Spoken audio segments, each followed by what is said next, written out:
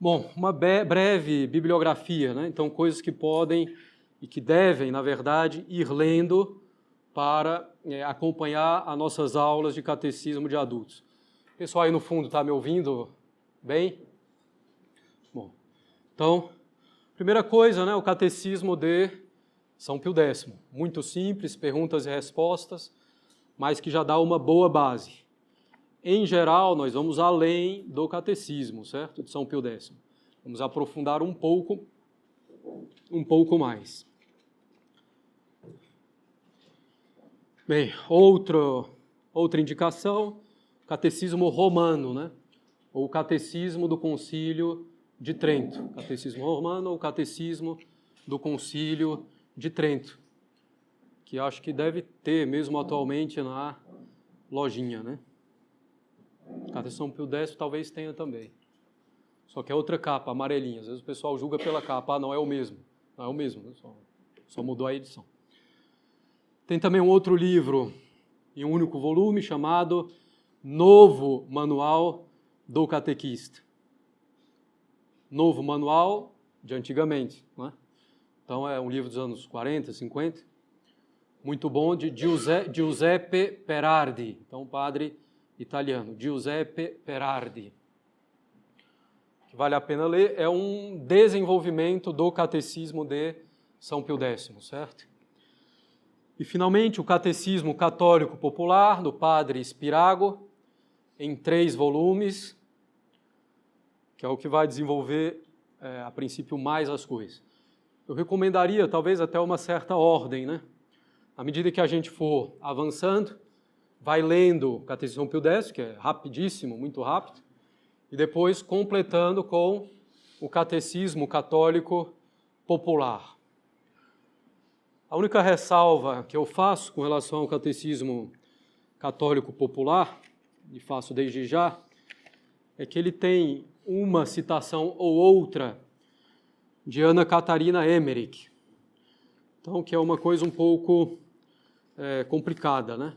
São, teoricamente, aparições, visões que ela teve, mas que é bem complexo. Ela chegou a ser beatificada pela Igreja, que não quer dizer que tudo que ela tenha feito seja bom. A beatificação nunca foi considerada infalível pela Igreja. A propósito, alguém já pode querer perguntar, a canonização é infalível? Calma, nós vamos ver mais para frente, certo? Então ela faz algumas menções, a Ana Catarina Emmerich, que tem uma doutrina por trás das suas visões, que é bastante complicada, né? Alguns vão dizer, é por causa do autor que fez as anotações das visões dela, que era um autor romântico bem complicado, que agora me escapou o nome. Tudo bem, mas em todo caso foi isso que chegou até a gente, né? Com as anotações dele ou não. Então tem algum problema. Só para dar um exemplo, né? Às vezes ela coloca milagres e coisas muito extraordinárias na infância de Jesus, o que a Igreja nunca admitiu. Nós vamos falar disso mais lá para frente, mas nosso Senhor começa a fazer milagres, e está claro no Evangelho de São João, que o primeiro milagre é nas bodas de Caná, quando ele vai começar a sua vida pública, porque o milagre, nós vamos ver hoje, tem uma função principal muito específica, confirmar um ensinamento, né? Então nosso Senhor começa a fazer milagres quando ele começa a ensinar, certo? Bem, então isso é importante. Tem ainda algumas cadeiras por aqui, hein? Aqui na frente. Tem 2 aqui, tem uma ali. Bem, então essa ressalva no Catecismo Católico Popular, essas referências feitas de boa fé pelo autor, a Ana Catarina Emmerich, não é? Bem, o nosso objetivo, tem a cadeira preta aqui e a cadeira vermelha. Nosso objetivo não é simplesmente um exercício da inteligência, certo? Nosso objetivo é, de fato, conhecer, amar e servir a Deus. Então, que aquilo que vocês aprendem aqui possa servir para o cotidiano de vocês.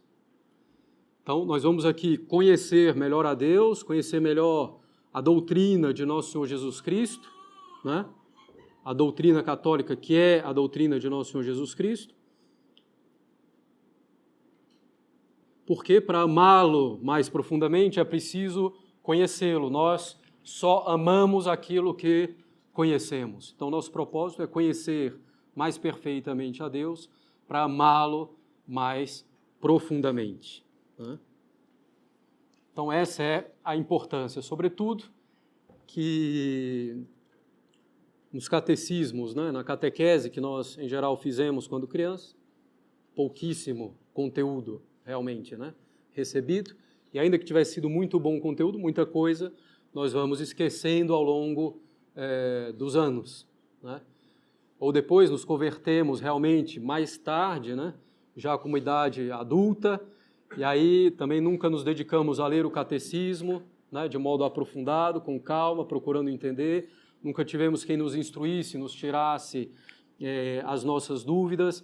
Então, às vezes, a gente fica com uma visão da doutrina católica muito fragmentada, muito incompleta, às vezes incoerente. Então, nós vamos também procurar dar essa boa visão de conjunto. Bem, então, nosso objetivo, conhecer, amar e servir a Deus. Esse é o objetivo do nosso catecismo.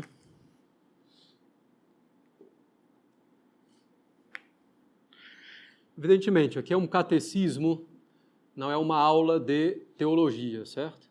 Se a gente fosse fazer teologia, nós íamos ter que ficar aqui todos os dias da semana, de segunda a sexta, 4, 5 horas por dia, durante 3, 4 anos. Então, não é esse o objetivo. Então, muita coisa nós não poderemos, não é esse o propósito, de fato, demonstrar de forma cabal, com todos os argumentos, perfeitamente. Num catecismo, a gente parte do princípio que todos são católicos, e que, portanto, aceitam já a autoridade da Igreja. Nós, evidentemente, também vamos provar qual é essa autoridade. Então, ter essa consciência também. Bem,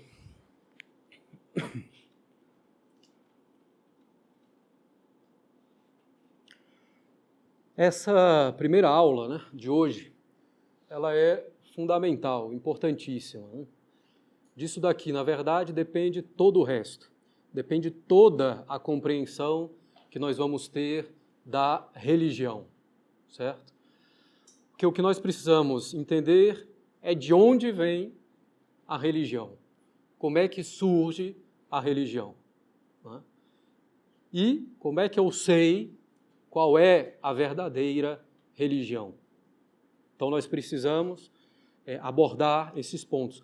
Nós vamos começar apresentando a doutrina correta, certo?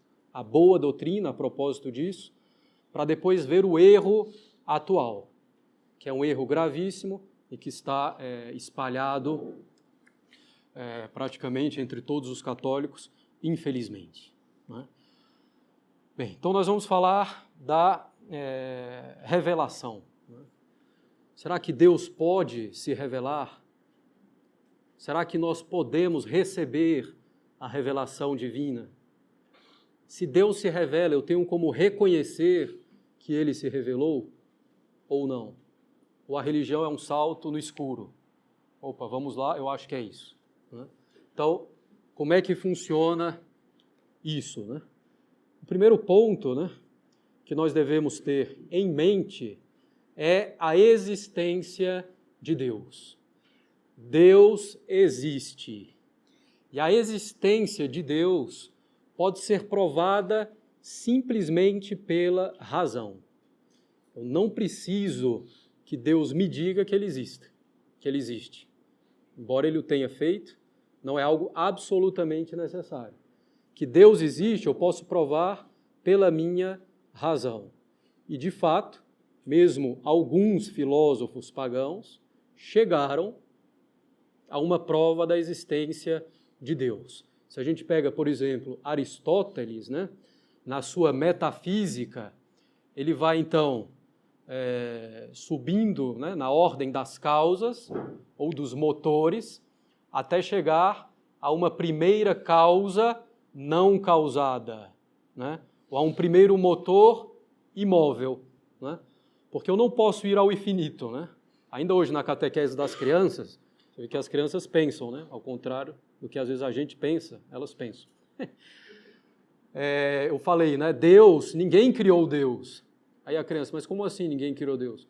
Alguém precisa ter criado Deus para ele começar a existir. Aí eu falei, tudo bem, então você diz que alguém criou Deus. Então, Deus, alguém criou Deus. E quem criou esse alguém que criou Deus? Né?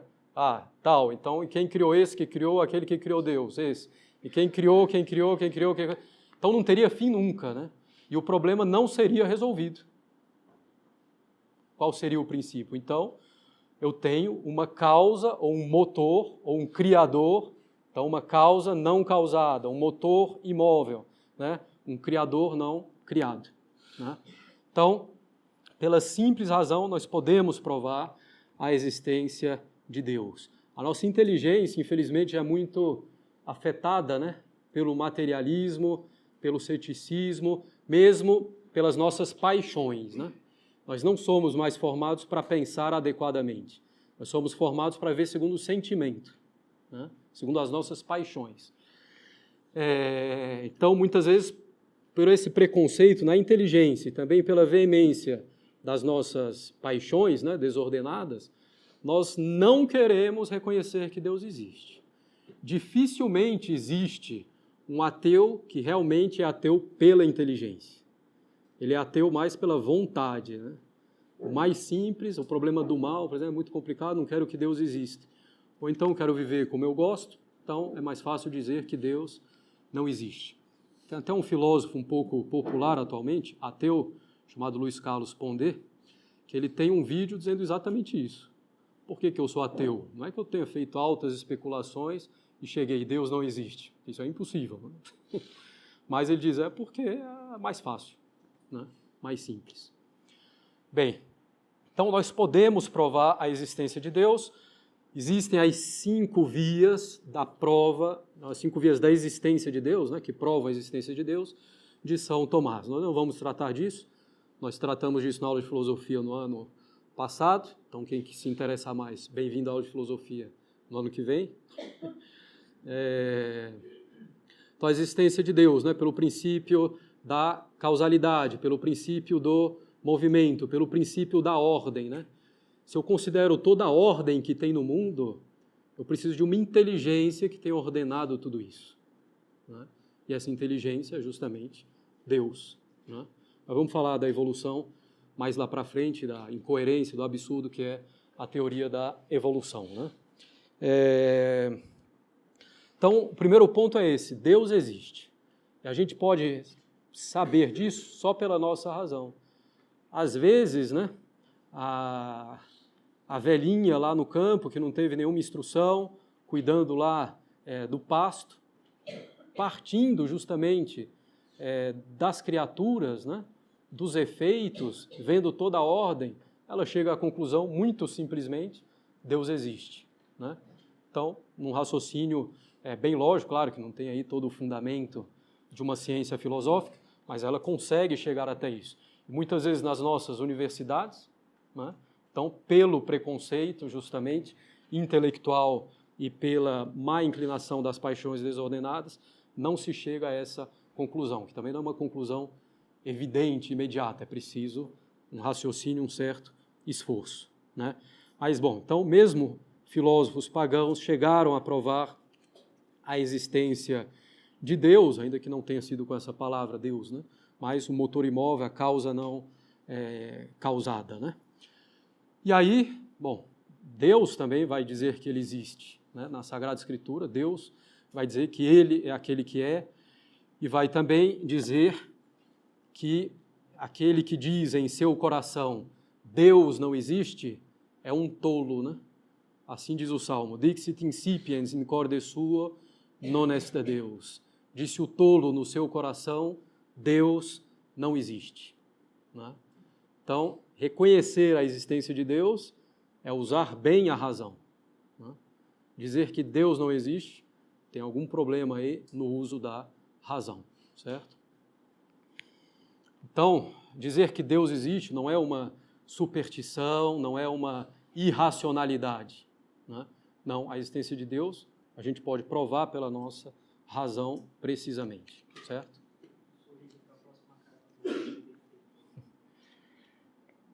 Bem, vamos ver se ao final a gente vai tirar outra foto para ver se e vai conferindo rosto por rosto. Bem, então usa bem a razão quem reconhece que Deus existe. Né? É pela razão que a gente pode provar que Deus existe. Bem, provando que Deus existe, sabendo que Deus existe, nós sabemos, evidentemente, que Deus é infinitamente perfeito, infinitamente inteligente, né? Infinitamente sábio. Nós vamos ver depois os atributos de Deus. Então, Deus, sendo infinitamente perfeito, infinitamente inteligente, é óbvio que Deus pode se comunicar de maneira inteligível. Né? Quer dizer, Deus pode se revelar. Né? Deus pode falar a seres inteligentes, aos anjos e aos seres humanos, algo da sua própria vida. Né? E nós, sendo inteligentes, nós podemos receber aquilo que Deus nos revela, aquilo que Deus nos fala. Né? A revelação é, então, possível. Deus pode nos falar. Nada impede que Deus se revele. Certo?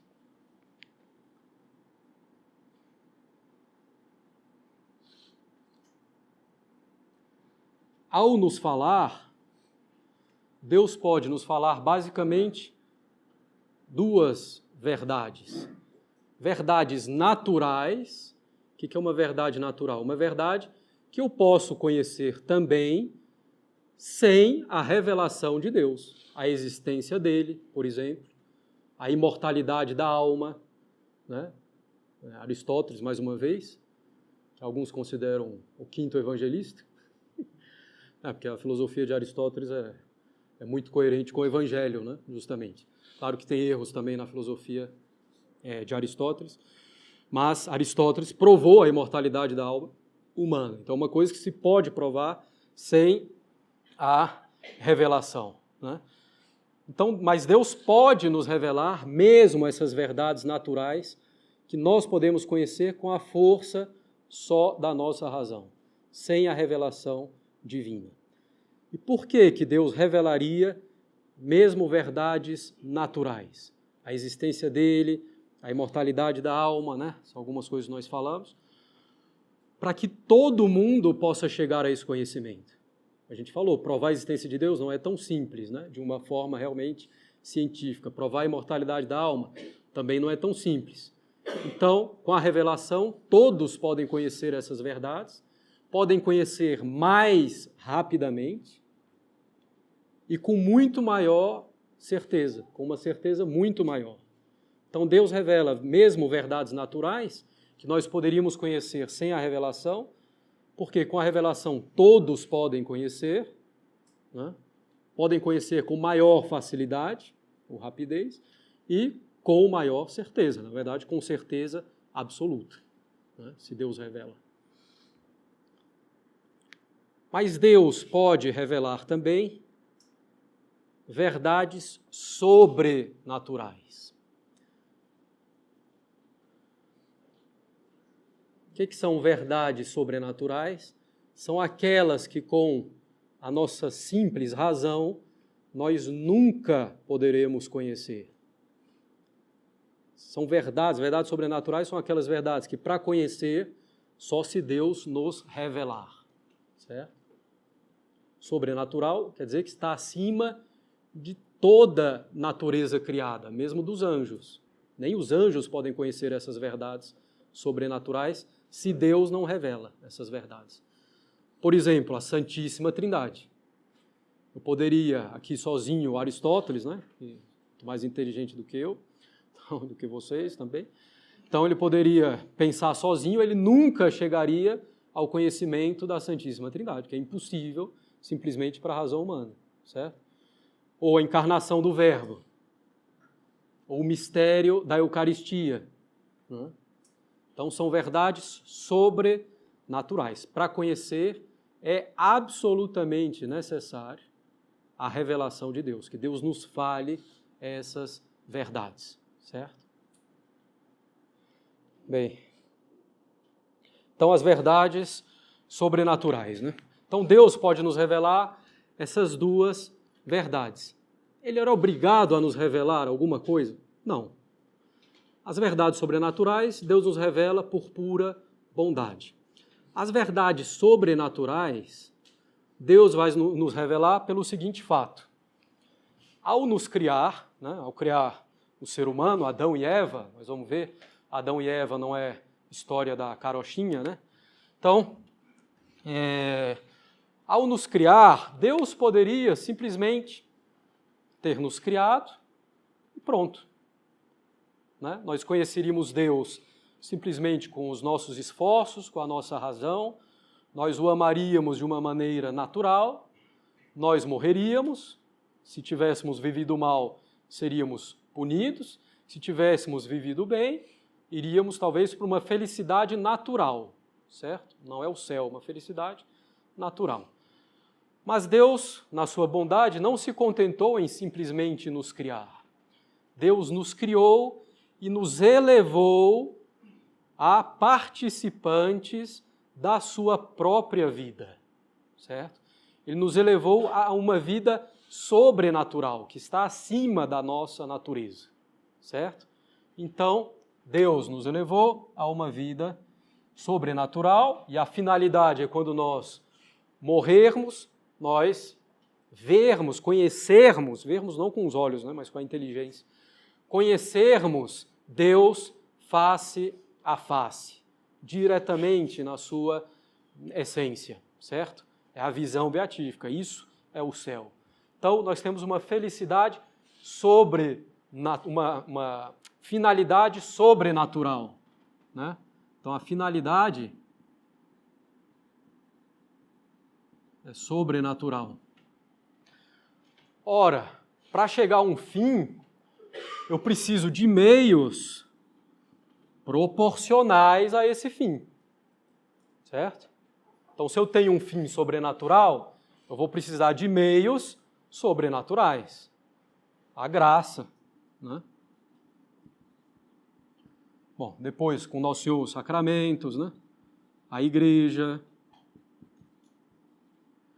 Mas para chegar à finalidade, eu preciso também conhecer essa finalidade. Eu preciso que Deus me diga qual é essa finalidade e os meios para chegar até lá. Então, eu preciso que Deus me revele essas verdades sobrenaturais que vão me conduzir a uma finalidade sobrenatural, certo? Então, no momento em que Deus nos elevou a uma vida sobrenatural, possibilitando que nós chegássemos no céu e o conhecêssemos face a face, aí se tornou necessária a revelação das verdades sobrenaturais. Né? Bem.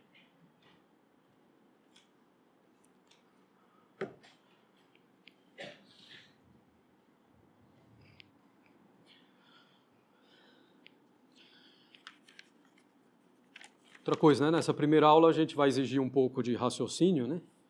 Só vai piorar. Tô brincando. Depois fica um pouco mais tranquilo, né? Mas nosso propósito é se aprofundar também, né? Então, vamos em frente. Bom, então, muito bem. Deus pode se revelar, nós podemos receber a revelação, mas e aí?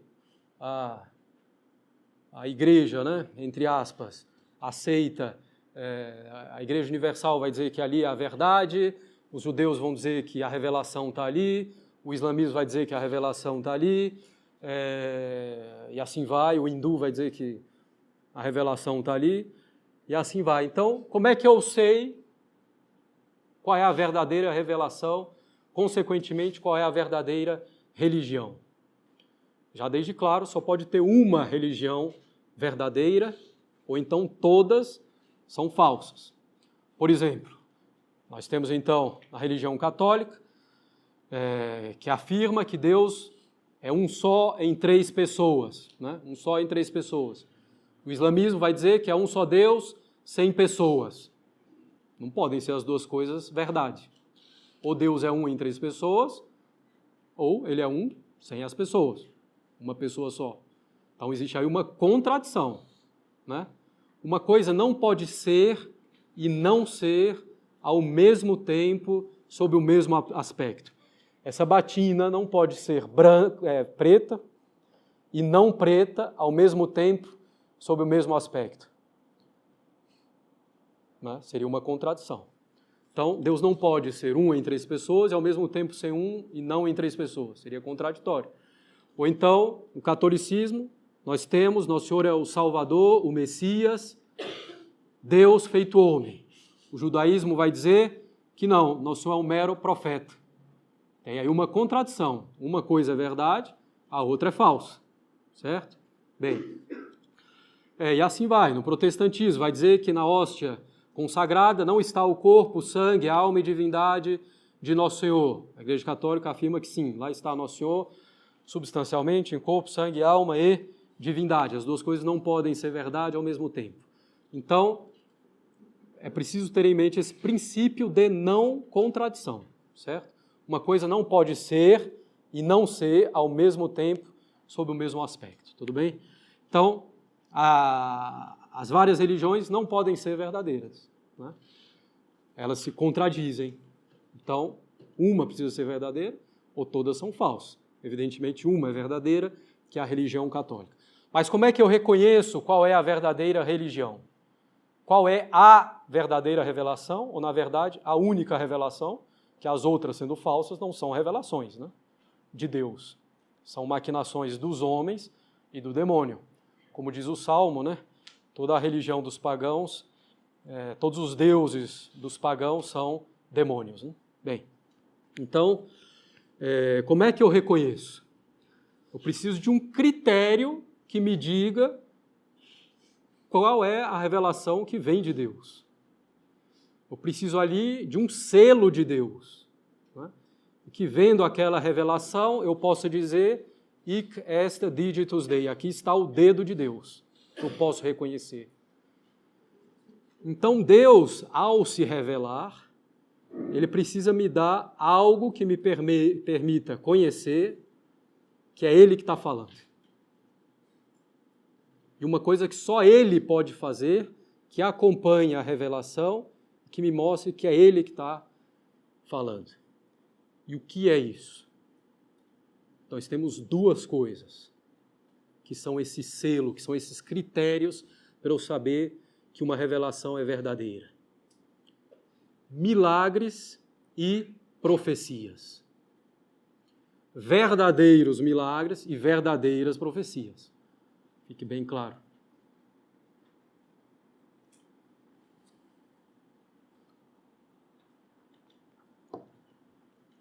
Um milagre, por definição, é algo que só Deus pode fazer. Um milagre é algo que supera as forças, a capacidade de toda e qualquer criatura, até dos anjos, né? Então, milagre, por definição, só Deus pode fazer. Um verdadeiro milagre, hein? Então, se é uma coisa que um anjo ou um demônio pode fazer, não é um milagre, é um prodígio. Certo? Por exemplo, o demônio ele pode chegar aqui, pode levantar essa mesa e fazer a mesa girar? Pode. Né? Então, numa sessão espírita, se a mesa começa a girar, a maior parte das vezes é charlatanismo, né? Tá claro. Mas o demônio poderia fazer aquela mesa girar, nada impede ele de fazer isso, certo? Bem, mas algumas coisas só Deus pode fazer. Por exemplo, ressuscitar um morto. Só Deus pode ressuscitar um morto. Né? Uma cura realmente súbita, instantânea. Só Deus pode fazer, certo? Às vezes a cura pode vir do demônio também, hein? Tem que prestar atenção. Às vezes o demônio é a causa da doença.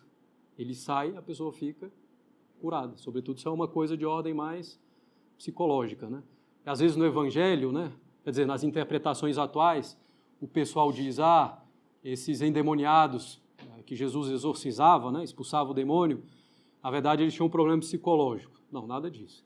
Bom, uma coisa, na verdade, não impede a outra, entendeu? Muitas vezes a presença do demônio leva a um problema psicológico. Não estou dizendo que todo problema psicológico tem a presença do demônio também, não estou falando isso. Mas uma coisa não impede a outra, certo? Bem, então, nós estamos falando de verdadeiros milagres. Uma virgem conceberá. Só Deus pode fazer isso, certo? Ou então, realmente, um paralítico que se cura instantaneamente. Só Deus pode fazer isso. Então, um verdadeiro milagre intimamente ligado a uma doutrina, né? Intimamente atrelado a uma doutrina, prova que essa doutrina é verdadeira, certo?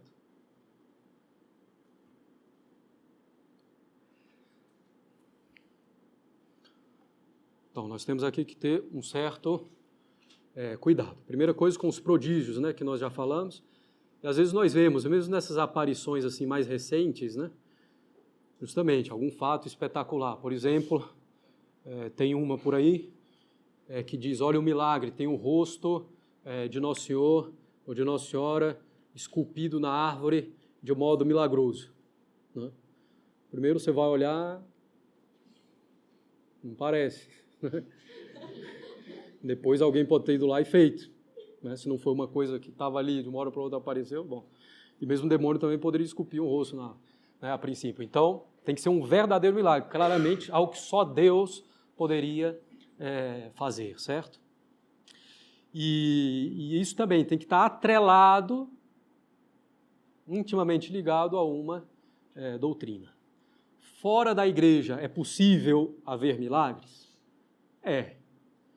Mas nunca confirmando uma falsa doutrina, certo? Em geral, não há milagres, mas até a mula de Balaão, que era um pagão, falou, né? Deus permitiu isso, mas dirigindo para a verdade, certo? Então, se chegasse lá um protestante e dissesse, bom, para provar que nós não devemos honrar Nossa Senhora, não devemos rezar para ela como intercessora diante de Cristo, eu vou fazer aqui um milagre. Nunca vai acontecer milagre nenhum. Tá? Pode ter um passe de mágica, pode ter um prodígio, mas não vai acontecer um milagre, porque é uma falsa doutrina, certo? Então, o milagre ele vai estabelecer a doutrina correta, né? E depois, a partir disso, eu vou até poder discernir milagres duvidosos a partir da doutrina a qual ele está atrelado. Se está atrelado a uma doutrina errada, eu sei que não é um verdadeiro milagre, certo? Bom, então, verdadeiros milagres. Então, aqui nós temos a impressão digital, figura de linguagem, evidentemente, de Deus, né? O selo de Deus. Mas tem que estar atrelado intimamente a uma doutrina, certo? Nosso Senhor, podem abrir praticamente qualquer página do Evangelho, vocês vão ver um milagre ou vários milagres. Era Nosso Senhor provando a sua missão divina com os milagres. A tal ponto que ele diz para os fariseus, né, os doutores da lei que não querem acreditar nele, se vocês não acreditam nas minhas palavras, acreditem nas minhas obras. Vejam as obras que eu estou fazendo, só Deus pode fazê-las, né, e confirmá-las. Então é porque o que eu estou ensinando é verdade. Quando Nosso Senhor vai curar o paralítico, né, que é levado até ele, Nosso Senhor, quer dizer, o paralítico é levado até Nosso Senhor, e Nosso Senhor vai dizer então, teus pecados estão perdoados. Os fariseus, inteligentes, né, vão dizer, opa, só Deus pode perdoar os pecados. Esse homem blasfema, porque consideravam que ele não era Deus, né? Esse homem blasfema. O que vai fazer Nosso Senhor para dizer que ele é Deus e que ele pode perdoar os pecados? Ele vai dizer, eu sou Deus e posso perdoar os pecados? Não, porque não adiantaria nada. Ele vai fazer um milagre. O que é mais fácil? Dizer, teus pecados estão perdoados, ou toma a tua maca, levanta-te e anda. Né? E aí ele diz, pega a tua maca, levanta-te e anda, e o paralítico sai andando. Ele fez um milagre para provar aquilo que ele estava fazendo, certo? Para provar que ele era que ele tinha uma missão divina. Nosso Senhor vai afirmar que ele é o Filho de Deus por natureza, que ele é Deus, né? O Verbo feito homem. Ele vai provar por milagres durante todo o Evangelho. Nós vamos ver os milagres de Nosso Senhor mais para frente, né? Então, o tempo inteiro no Evangelho é isso. Qual outro critério para a gente reconhecer a verdadeira revelação? As profecias. O que é uma profecia? É um conhecimento certo de um futuro contingente, que pode ser ou não ser, que é imprevisível, certo? Porque se eu olho assim para o céu e digo, vai chover, não é uma profecia, né? Eu vejo as nuvens se aproximando, eu simplesmente estabeleço uma relação de causa a efeito, né? Então não é uma profecia. A profecia é destruir esse templo e em 3 dias eu o reconstruirei. Nosso Senhor falando do seu próprio corpo e da sua ressurreição, né? Essa geração não passará sem que Jerusalém seja destruída, né? E não tinha nenhum sinal para isso à época. Jerusalém foi destruída no ano 70, então ainda dentro da mesma geração. No Antigo Testamento, a mesma coisa. O que fazem os profetas, né, os patriarcas? Milagres, né? O que faz Moisés para provar que ele é enviado por Deus? Os milagres, né? As 10 pragas do Egito, etc. Então, ou então Isaías, né, para provar a sua missão, uma virgem conceberá. Claro, né, os profetas, não basta ele fazer uma profecia para daqui a 1000 anos, né? Ó, eu sou um profeta, daqui a 1000 anos vai acontecer não sei o quê, vocês têm que acreditar em mim porque vai acontecer. Não. Aí é fácil, né? Porque daqui a 1000 anos vocês não vão estar mais vivos, então como é que vocês vão saber se é verdade ou não? Então os profetas, eles faziam profecias um pouco mais distantes, mas faziam profecias e milagres também para os seus contemporâneos, né? Então, para provar a missão divina deles, né? Então, as verdadeiras profecias, né? Que não são como eram os oráculos, né, dos pagãos, que eram frases ambíguas, né, sem pontuação, que você podia interpretar de qualquer jeito, certo? Sobretudo, né, quando eram línguas com declinação, que você não precisa botar as palavras na ordem, né? Então, às vezes, a coisa ficava realmente muito ambígua, né? Fulano de tal veio, não, fulano de tal venceu não sei o quê. Aí você podia inverter a frase, entendeu? Era o outro que vencia o outro, então eram oráculos ambíguos, né? Bom, e às vezes certas coisas, o demônio é muito mais inteligente do que nós, então nós vemos a relação de causa e efeito de algumas coisas, as nuvens, vai chover, o demônio vê um pouco mais profundamente, inclusive, né? Então o demônio também pode fazer algo semelhante a uma profecia, mas nunca uma profecia propriamente dita, certo? Então nós temos o critério para reconhecer a verdadeira revelação, certo? Se a gente pega a Sagrada Escritura, os Evangelhos em particular, Nosso Senhor, então milagres e profecias. Profecia um pouco menos, mas milagre, praticamente, todas as páginas a partir da vida pública de Nosso Senhor, né? Como nós falamos. Nos Atos dos Apóstolos, como é que os apóstolos vão confirmar a missão deles? Fazendo milagres. A sombra de Pedro curava os doentes, entendeu? Eles tocavam na veste de Pedro e os doentes ficavam curados. Então, um milagre que vai confirmar isso, né?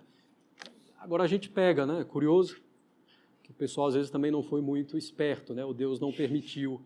Por exemplo, você pega o islamismo. Na origem não tem milagre nenhum. Nunca se ouviu dizer que Maomé tenha feito um milagre. Muito tardiamente aparece alguma coisa. Lutero, então, nem se fala, né? Que tinha feito algum milagre para provar a verdade do que ele falava, né? E assim vai. Ou então nós vamos ver falsos milagres, né? Ou charlatanismo, ou algum prodígio mesmo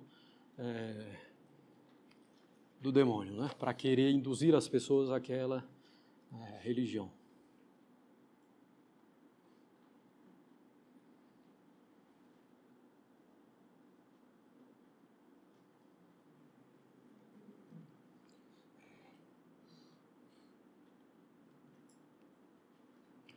Bem, então, Nós sabemos que assim Deus, nós sabemos que assim nós podemos reconhecer qual é a verdadeira revelação. Nós temos aí um critério. Está mais ou menos claro aí? Então, um critério que a gente sabe que Deus é quem está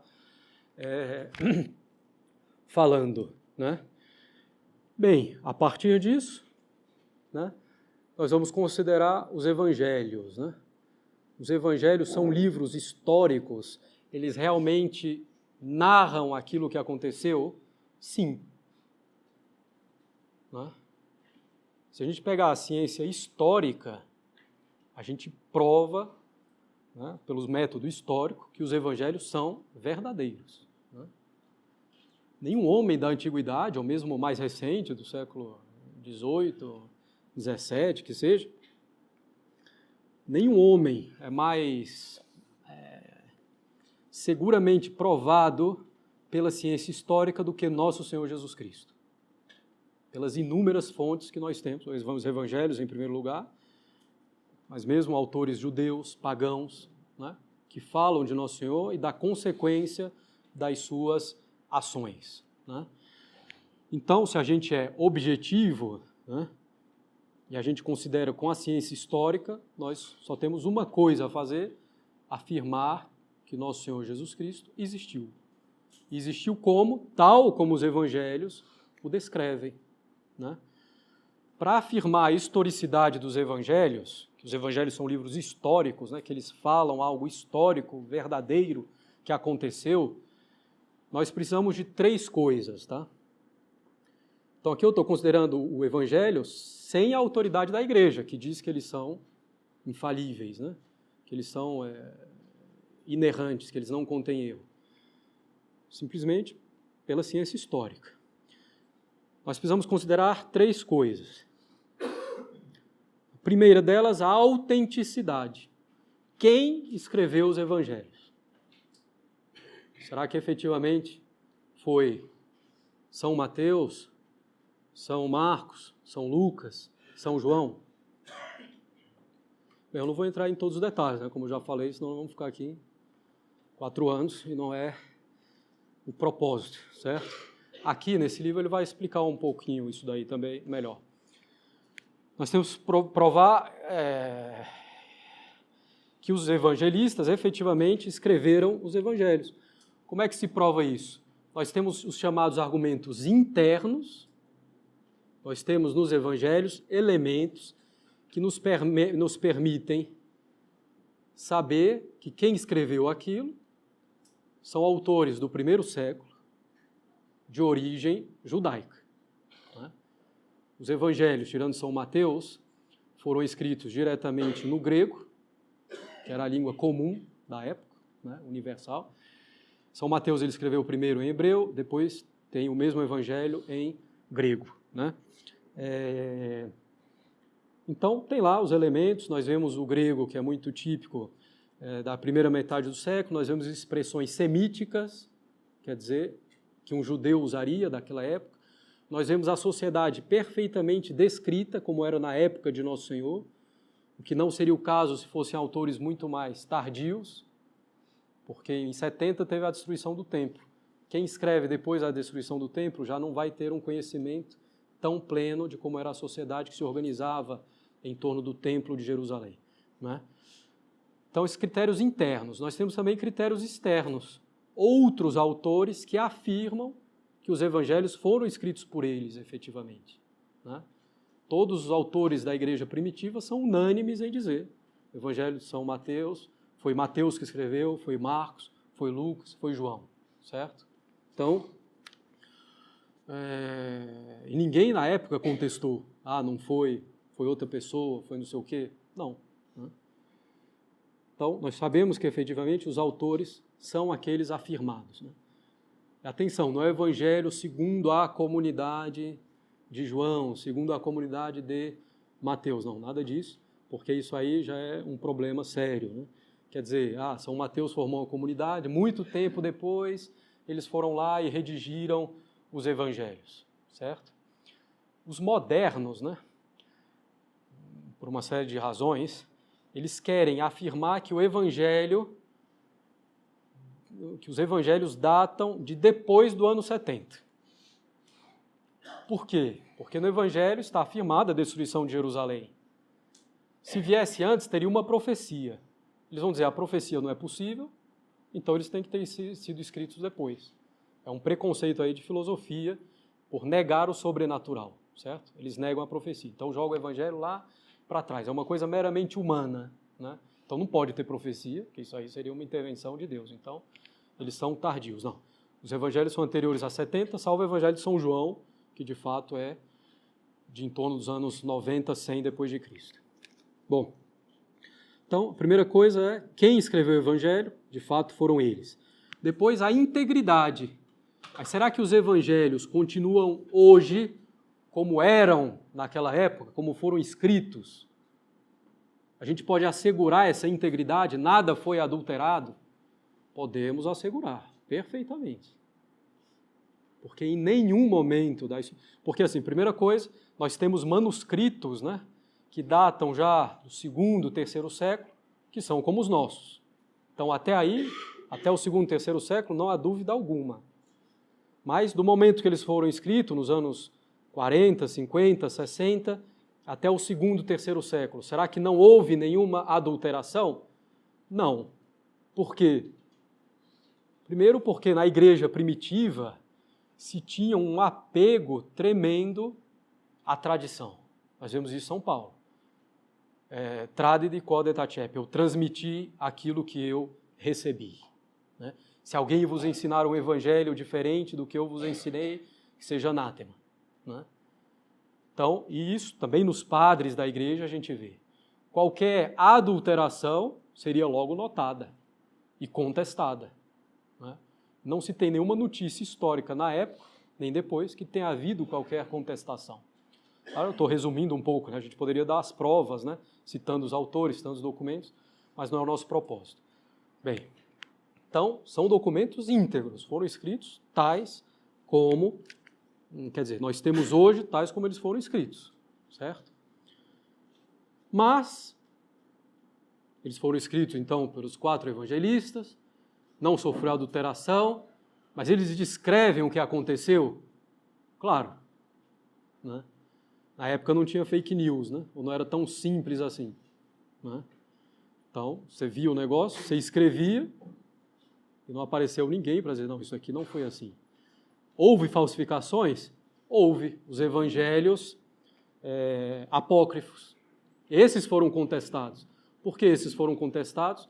E os 4 evangelhos nunca foram contestados. A diferença é que um é histórico, o outro é inventado. Então, esses apócrifos logo foram contestados na igreja primitiva. Os outros sempre foram aceitos, mesmo pelos hereges. Os hereges não contestavam o que estava escrito. Eles interpretavam de outro modo, de um modo errado, certo? Mas não contestavam o que estava escrito como histórico. E mesmo autores pagãos e autores...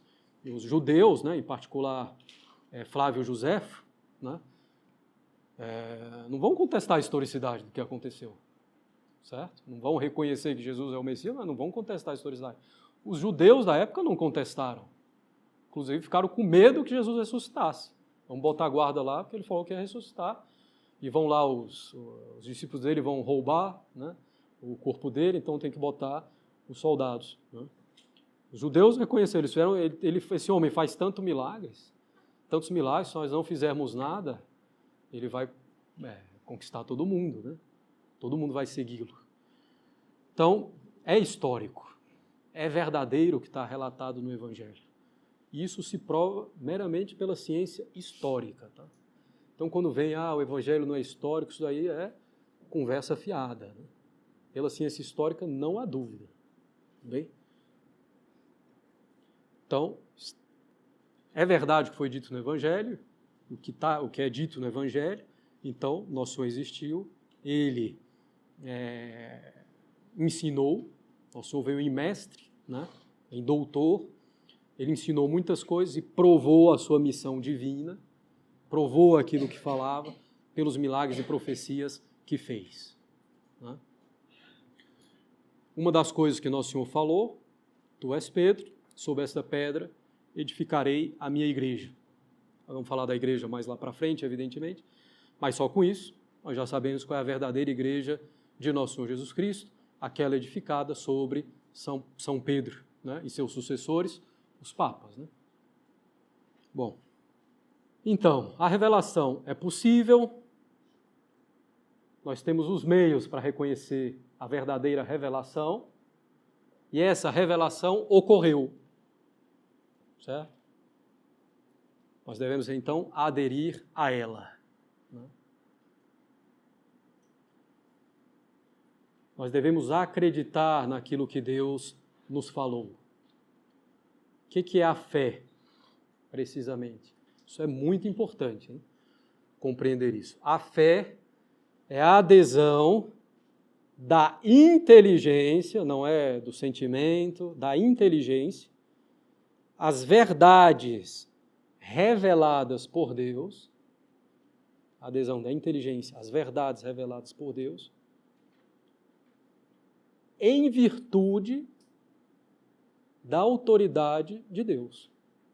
A adesão da inteligência às verdades reveladas por Deus, em virtude da autoridade de Deus. Então, a fé não é um sentimento. A fé se encontra na inteligência, que não é uma faculdade sensível. Então, a fé é a nossa adesão da nossa inteligência às verdades que Deus revelou. E por que eu dou a minha adesão? Por causa da autoridade de Deus, que não pode se enganar nem nos enganar. Se Deus fala, eu devo acreditar. Se Deus fala e Ele deixa claro o que Ele falou, eu devo acreditar. Seria irracional não acreditar. Então, irracional não é a fé. Irracional é negar a fé. É contra a razão negar a fé. O que está conforme a razão é a fé. Deus é inteligente, eu posso reconhecer pela minha razão. Deus pode se revelar e eu posso receber essa revelação. Eu posso reconhecer isso pela minha razão. Minha razão afirma que isso é possível. Eu posso reconhecer que Deus se revelou pelos milagres e pelas profecias, ligados intimamente a uma doutrina. Eu sei que Deus se revelou de fato. Então, é razoável eu crer. Então, crer não é que eu estou à beira do precipício, vou resolver crer. Né? Se não for, não tem problema. Foi a opção de vida que eu fiz. Não, não é isso. É uma coisa segundo a razão. Supera a razão, porque pela fé nós vamos conhecer verdades sobrenaturais, mas está de acordo com a razão, certo? Então, a revelação nos vem de fora. É Deus que nos fala, certo? Por isso, São Paulo vai dizer, fides ex audito. A fé vem pelos ouvidos, certo? Então, Deus nos fala, a revelação vem do exterior, certo? Não é do meu íntimo, do meu sentimento, que vem a fé.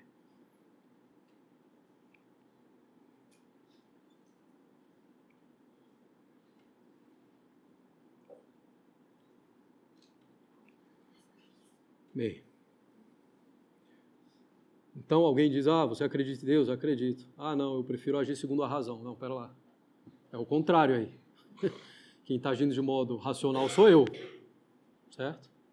Que vou chegar, claro, a conhecer coisas que estão acima da razão, mas quem está agindo de forma racional sou eu que creio, não que creio em qualquer coisa também, né? Eu tenho religião, então tá bom. Não. A religião verdadeira, que tem suas provas, né, que a nossa razão pode conhecer. Então, não. Quem é irracional são os ateus. Isso aí é... Ou então quem crê numa falsa religião tendo os meios para estudar, se aprofundar e reconhecer que tem um problema. Né? Bem, então, recapitulando essa primeira parte, Deus existe. Ele é a inteligência. Ele pode se revelar de forma inteligível. Nós somos inteligentes, podemos receber a revelação. Deus nos dá os meios para reconhecer a revelação, milagres e profecias intimamente ligados a uma doutrina. Verdadeiros milagres, verdadeiras profecias. De fato, isso aconteceu. Então, se Deus nos falou, nós somos obrigados a acreditar naquilo que Deus revelou, naquilo que Deus falou. Né? E por quê? Porque Deus não pode se enganar, Ele conhece todas as coisas e não pode nos enganar. Né? Ele é impecável, Ele é perfeito, então não pode mentir para a gente. Estou brincando aqui, para você eu estou dizendo isso, para você eu estou dizendo aquilo. Não, isso aí seria absurdo. Né? Bem, alguma dúvida nessa primeira parte? Sim.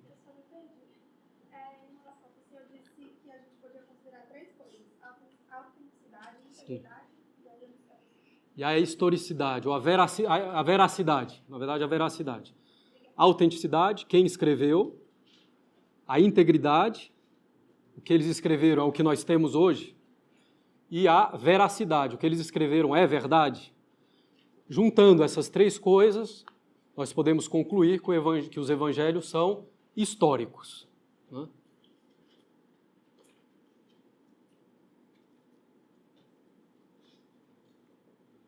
Mais alguma dúvida?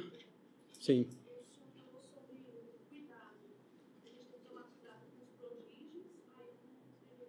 Então, prodígio é uma coisa que supera a natureza humana, mas não supera a natureza angélica, né?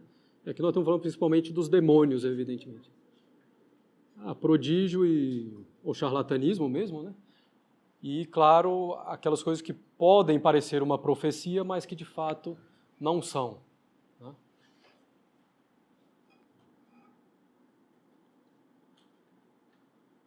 Mais alguma dúvida?